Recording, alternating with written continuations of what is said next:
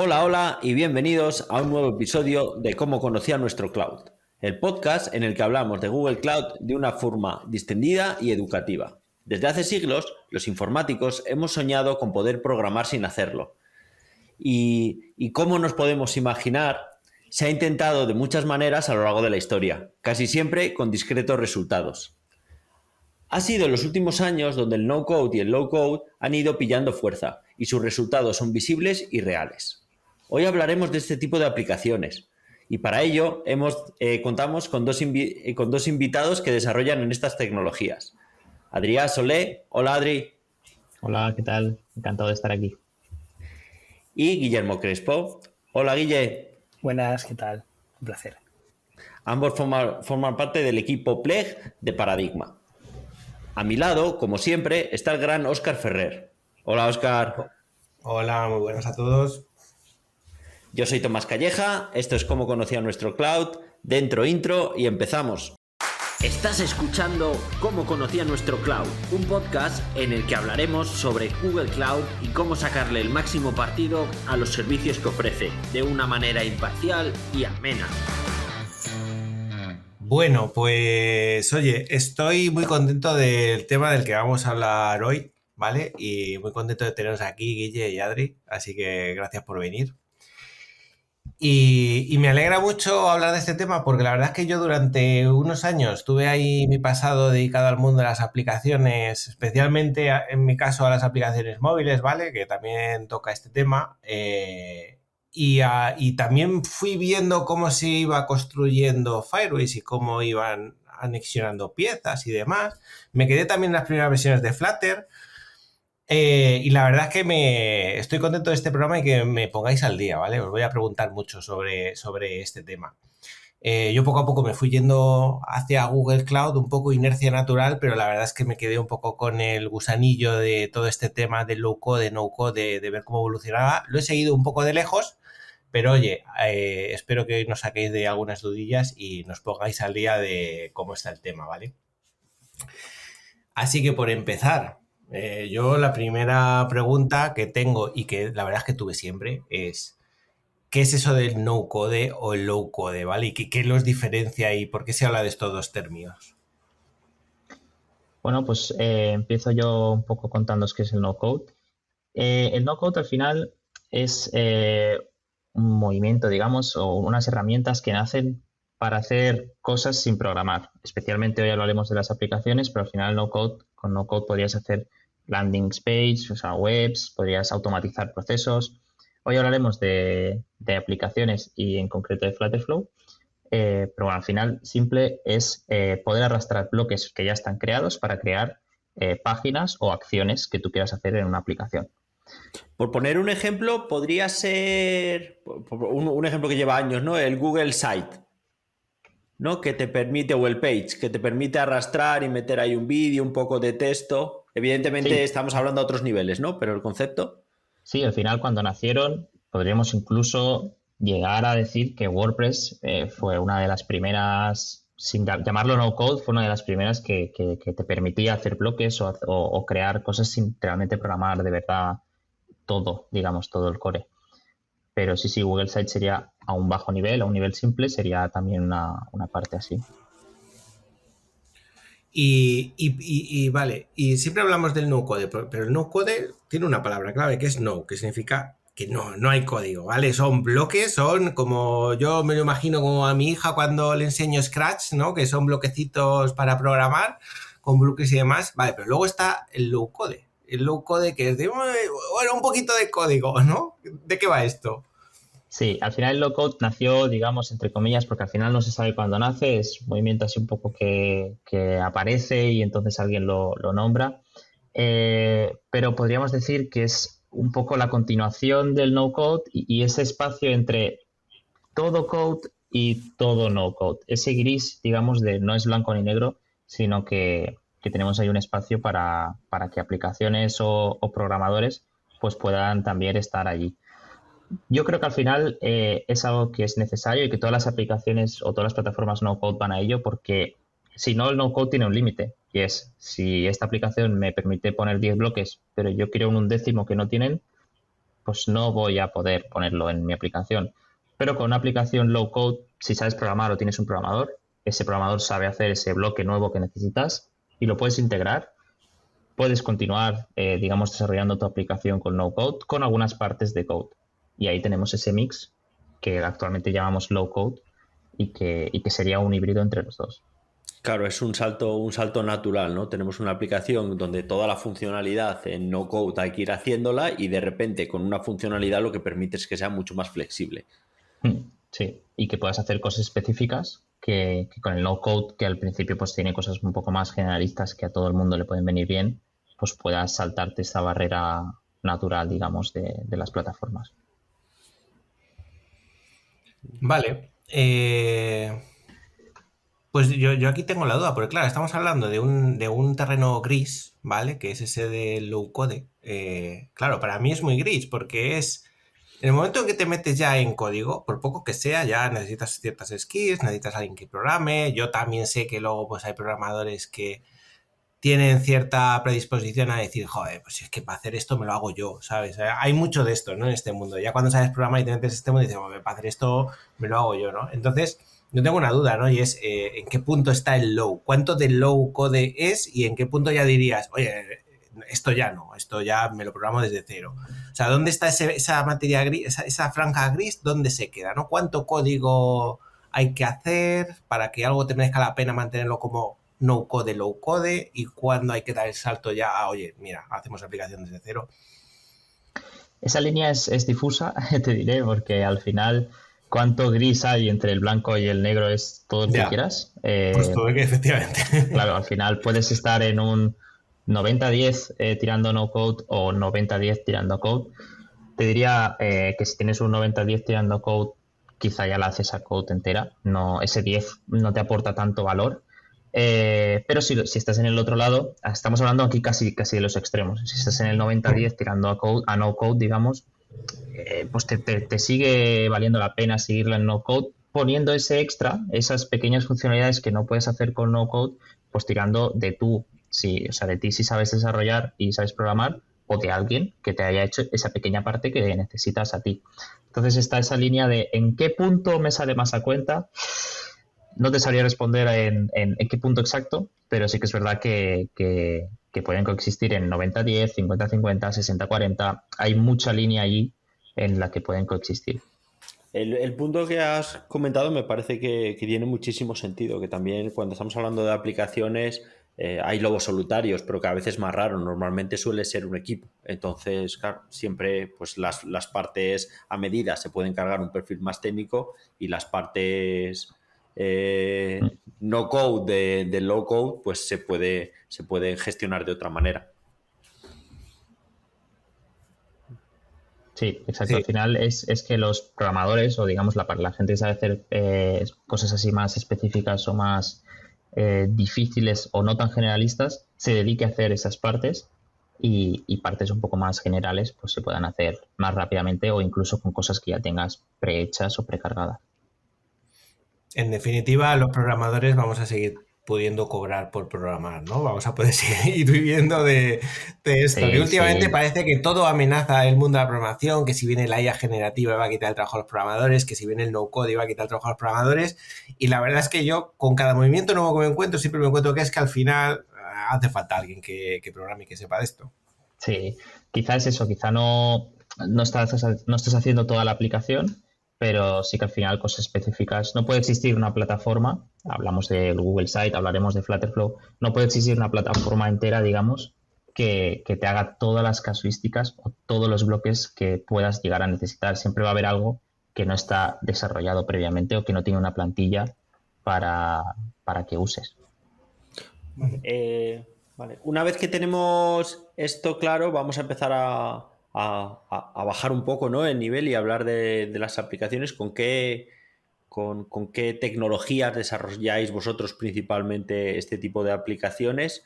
Y bueno, y lenguaje de programación, ¿no? Porque como hablamos antes del programa, hacéis Flutter y especialmente en Flutterflow. Contar un poco para el que no esté, para el oyente, ¿no?, que no está metido en este mundo, qué es Flutter y un poco también luego Flutterflow. Bien, pues a ver, Flutter al fin y al cabo nace como, o sea, lo desarrolla Google como framework de desarrollo multiplataforma, ¿no? Lo desarrolló en 2017 y al fin y al cabo el objetivo es poder desarrollar aplicaciones tanto para Android como para iOS. Luego posteriormente ya se pudo hacer desarrollo web, pero inicialmente para Android y para iOS con una sola base de código, que en este caso el lenguaje de programación que usa Flutter es Dart. Y sobre Dart es sobre lo que se monta todo, ¿no? Entonces, poder compilar, o sea, en un equipo de desarrollo, ahorrándote el equipo de desarrollo de iOS y el equipo de desarrollo de Android, teniendo un equipo de Flutter, pues digamos que con menos haces más. Y en cierto modo es un poco el objetivo que quiere Google con esto, ¿no? El poder llevar con una sola base de código, poder compilar de forma nativa además tantos dispositivos como necesites independientemente de su sistema operativo. Hoy estamos hablando de cazar unicornios, ¿eh? Porque son dos grandes de las metas que siempre se persiguen, ¿no? Porque Flutter no es el primero. Yo recuerdo Córdoba, recuerdo Ionic, React comparto pasado Native. oscuro con Oscar, sí. Sí, sí, sí. Sí, justo iba a decir eso, ¿no? Que es verdad que me llama la atención que tantísimos años después de la programación para aplicaciones móviles, concretamente, se siga hablando de este tema, ¿no? De desarrollo multiplataforma, que realmente sigue evolucionando este tema. Hay una cosa que yo, con Flutter, os voy a confesar, yo cuando salió, yo ya lo dejé con el React Native a tope y con Flutter apareciendo, me causaba un poco de rechazo el tema del lenguaje de programación, que fuera Dart. Y quería preguntaros vuestra experiencia personal con Dart. ¿Es fácil de aprender? ¿Es fácil de utilizar? Porque vosotros veníais de otros lenguajes de programación, entiendo, porque Dart es un lenguaje que creó Google, ¿no? Pues sí, mira, yo por ejemplo venía de Java y Dart, sin embargo, se me hizo bastante ameno. O sea, ya no solo porque desarrollas también la parte visual, que es algo que siempre me ha costado por código, y eso también me fue un aliciente importante, sino también porque se asemeja un poco a la estructura un poco de Java pero a su vez mezclada con Python, ¿no? O sea, tiene la agilidad, versatilidad de Python, pero con una sintaxis muy similar a la que, bueno, a lo mejor para mí fue muy familiar a la de Java. Entonces se me hizo ameno. Genial. Pues, como decíamos, programar está muy bien y nos va a dar trabajo, pero aquí apareció Flutter ¿no? Precisamente, para ver si nos podíamos quitar de programar. Claro, ¿No? una ¿Qué vez nos que ya hemos quitado contanos algo? el tener que programar tres veces, ¿no? 3 o 4 veces la misma aplicación parecida, llega al siguiente paso con Flutterflow. Sí, Flutter nació, está apoyado por Google, pero no nació de Google, digamos. Nació como 4 años más tarde, en 2021, y al final nació para, digamos, generar aplicaciones o desarrollar aplicaciones móviles que por detrás lo que estaban haciendo era generarte un código de Flutter para que esa aplicación pues funcionase totalmente. Y no es algo, digamos, que quieran hacer de que tú creas la aplicación en Flutter y ya está, y esa aplicación vive allí y no es tuya, digamos que está metida allí, sino que lo que quiere o lo que quiso desde el principio hacer el Flutter es que esa aplicación fuese tuya. Es que ese código que estás generando con la ayuda de esos bloques y esas acciones pre-desarrolladas, tú te lo puedas llevar. Un día decides que no quieres seguir más con Flutterflow o que hay cosas que no puedes desarrollar con Flutterflow y quieres ya hacer un desarrollo muy específico y tú puedes descargar ese código y continuarlo con lenguaje Flutter sin ningún tipo de problema. A mí me parece la característica, ¿no? La feature más brutal que he visto en este tipo de servicios, porque normalmente entras en un matrimonio, ¿no? En un matrimonio con este tipo de aplicaciones de las que es difícil salir, pero claro, Flutterflow siempre tienes ahí la puerta, tienes una salida fácil de cuando quieras y quieras lo dejamos. Y me parece que a la hora de, sobre todo, de empezar, ¿no? A desarrollar aplicaciones es una característica que te da mucha seguridad, ¿no? Es una red muy importante. Saber que en cualquier momento, bueno, pues me remango y tiro yo del carro y tengo el control. Sí, y Yo al aquí final, tengo una duda y es, Porque es verdad que con las aplicaciones no code al final siempre está el tema del recelo de, oye, pero el código que estoy generando me lo puedo exportar, no sé qué, siempre tenemos eso, vale.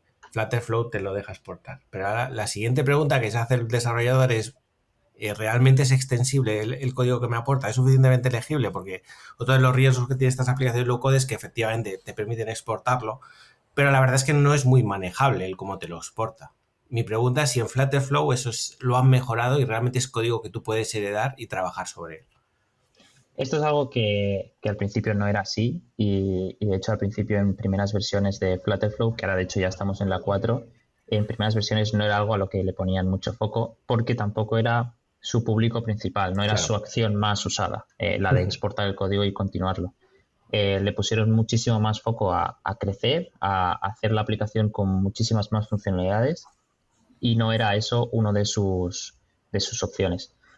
A partir de la versión 3, creo que hace ya un año que la tenemos, ya esa parte mejoró mucho. El sistema de carpetas que luego te mete los ficheros, el sistema de módulos que luego te genera cuando generas una pantalla, todo eso ya es cada vez más óptimo.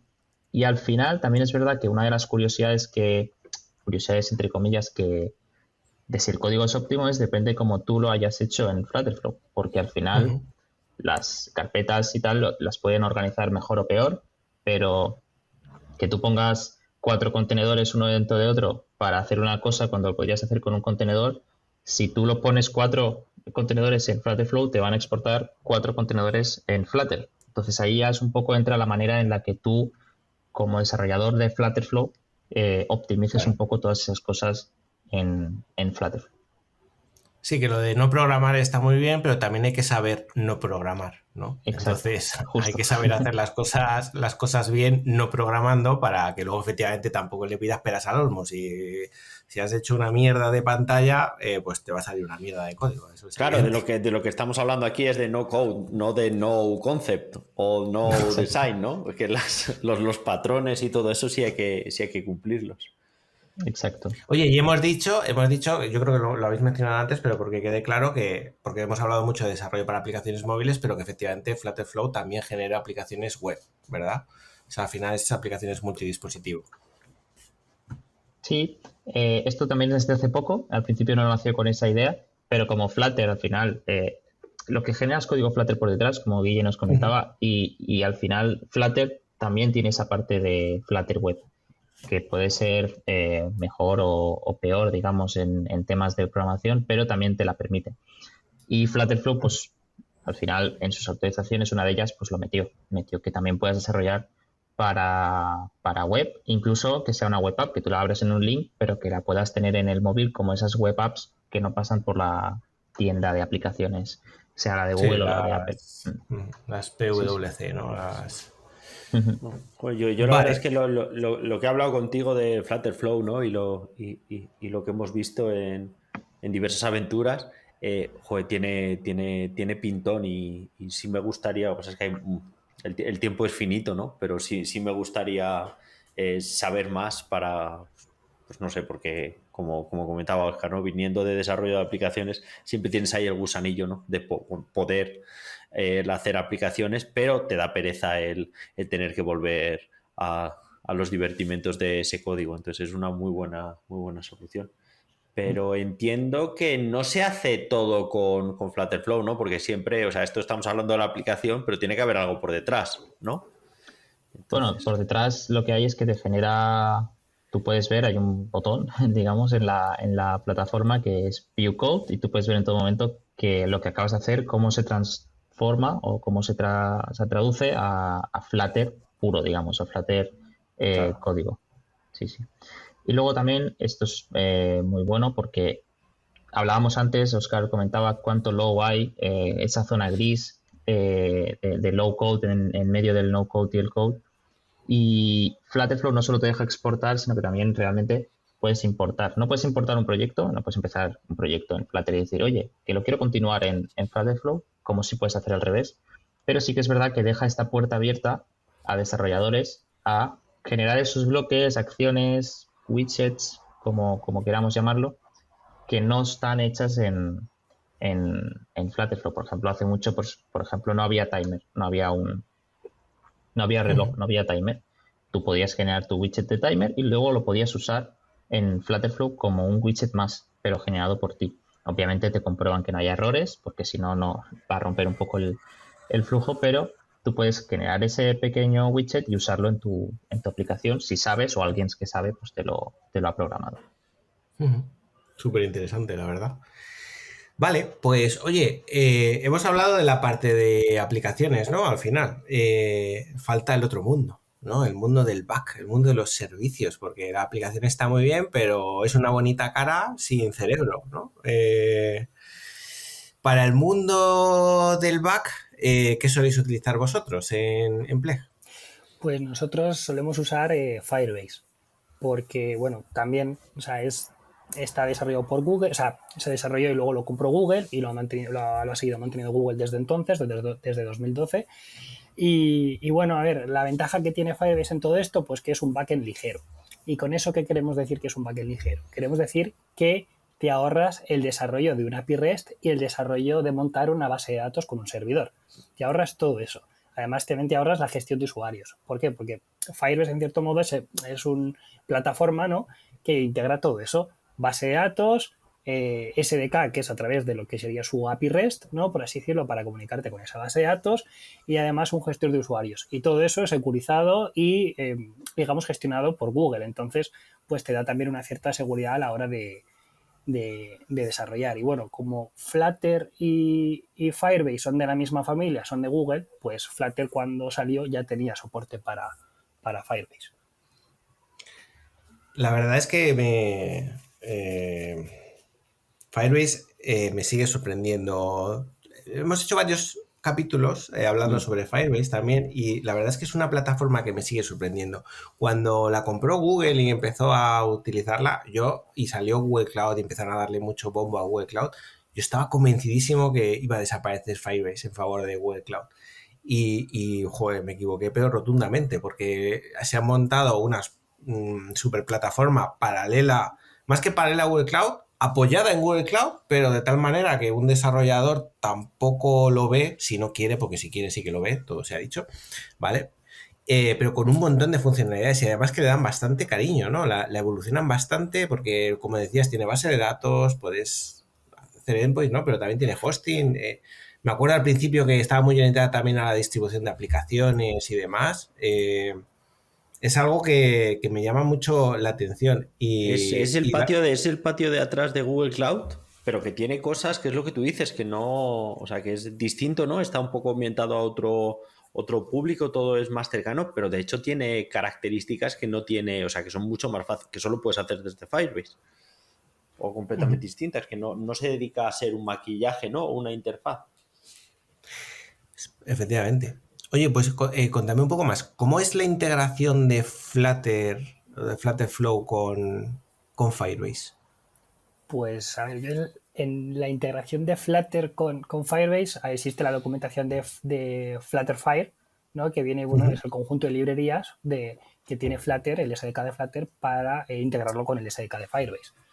Y bueno, en cuanto a Flutterflow, pues ya doy introducción a Adrián, que os contará mejor cómo es la integración.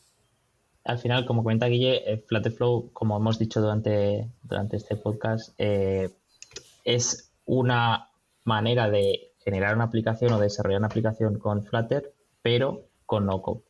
Por lo tanto, tiene todas las ventajas que tenga Flutter con Firebase. Y incluso Flutterflow, pues lo que hablamos de Google Cloud y Firebase ahora, es como no solo un maquillaje, pero sí que es una cara un poco más amigable. Flutterflow es lo mismo. Tiene una parte en la que realmente tú puedes hablar, digamos, comunicarte con Firebase sin tener que entrar en Firebase. Tú puedes crear ahí tus tablas, tus documentos y lo tiene integrado. Tiene alguna limitación, siempre pues en esto de que van agilizando y tienen 2 años de vida y van metiendo cosas. Ahora, de hecho, desde hace poco, en la versión 4, se pueden hacer Cloud Functions ya desde Flutterflow, que antes no se podía, y era algo que solo podía en Pleg, pues hacía Guille únicamente por saber de Firebase. Y alguna limitación más, por ejemplo, en cuanto a niveles de subcolecciones. Pues desde Firebase podemos tener muchísimos y en Flutterflow pues solo nos permiten la primera colección y una un nivel de subcolecciones. Son límites que creo que al final de aquí tiempo pues irán evolucionando estas cosas, pero que van metiendo poquito a poco.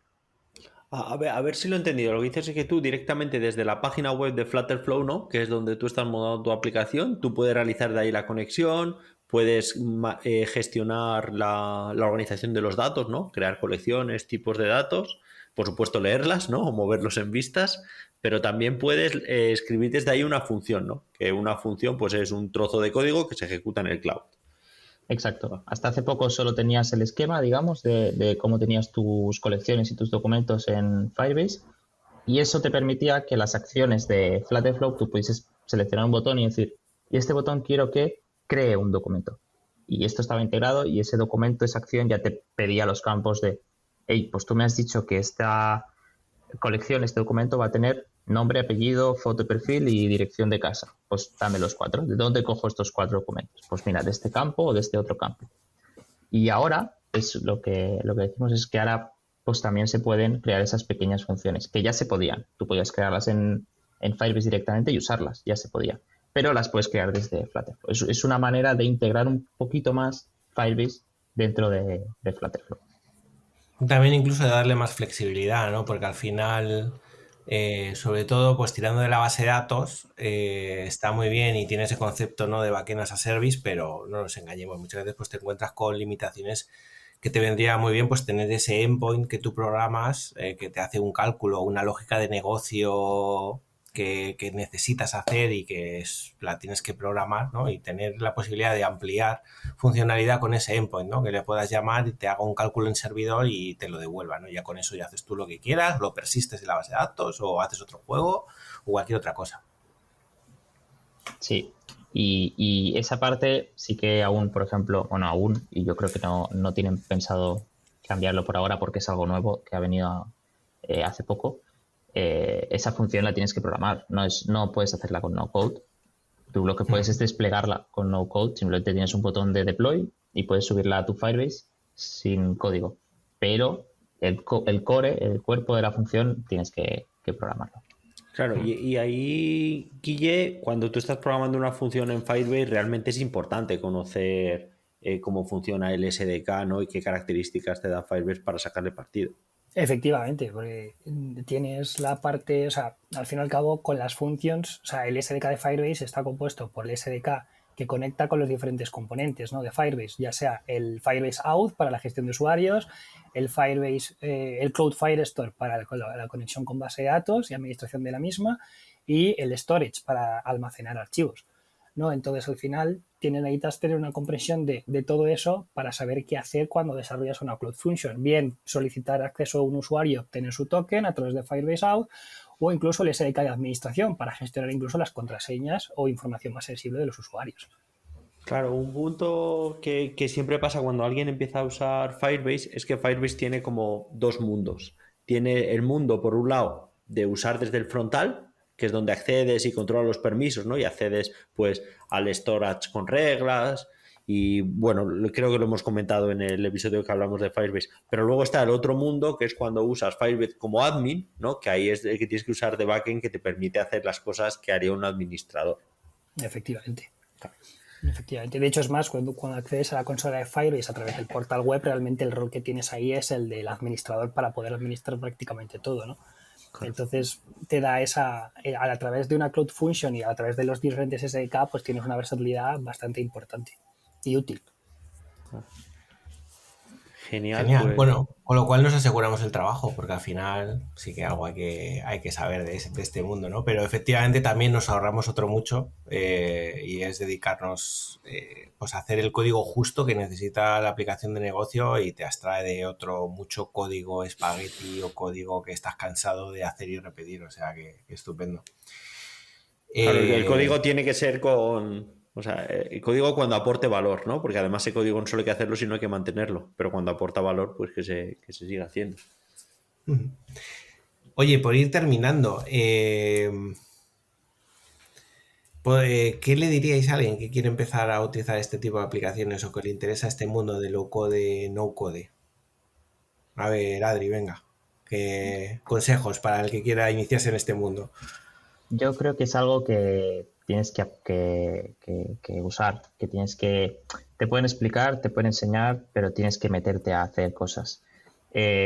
Como empecé yo pues copiaba mucho. Al final, Flutterflow tiene muchísimas funcionalidades ahora, muchísimos botones, muchísimos bloques, y uno quizás se abruma cuando los ve todos, pero como aprendí un poco a usarlos todos, aunque no seas experto en todos, es copiando. Coges una aplicación que te guste y la intentas copiar, intentas poner esa sombra que hay ahí que te gusta, poner ese botón con ese estilo, poner esa pequeña animación, copiando, y así te vas haciendo un poco más a la herramienta.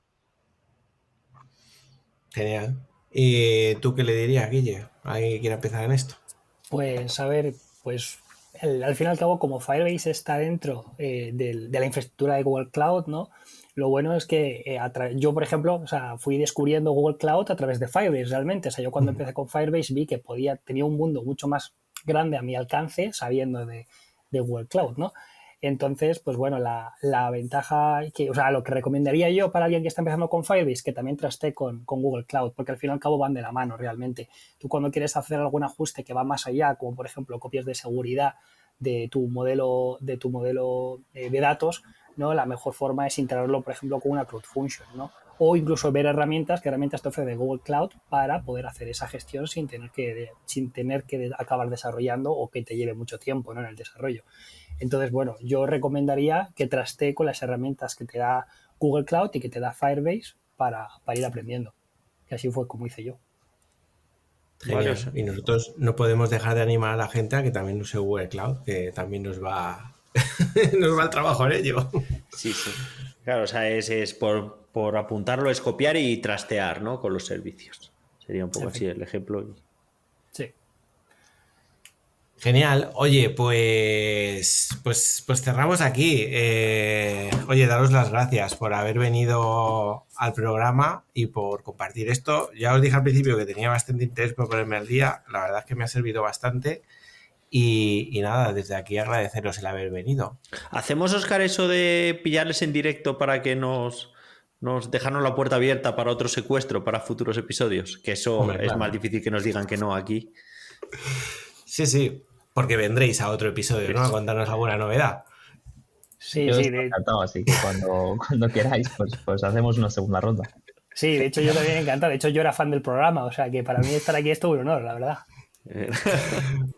Pues no te preocupes, os cogemos la palabra y lo haremos. Así que nada, lo dicho. Muchas gracias por estar aquí. Gracias también, Tomás, por siempre acompañarme aquí en el programa. Y con esto nos despedimos. Esto es Cómo conocí a nuestro cloud y nos vemos en el siguiente programa. Hasta luego. ¡Hasta luego! Adiós. Adiós.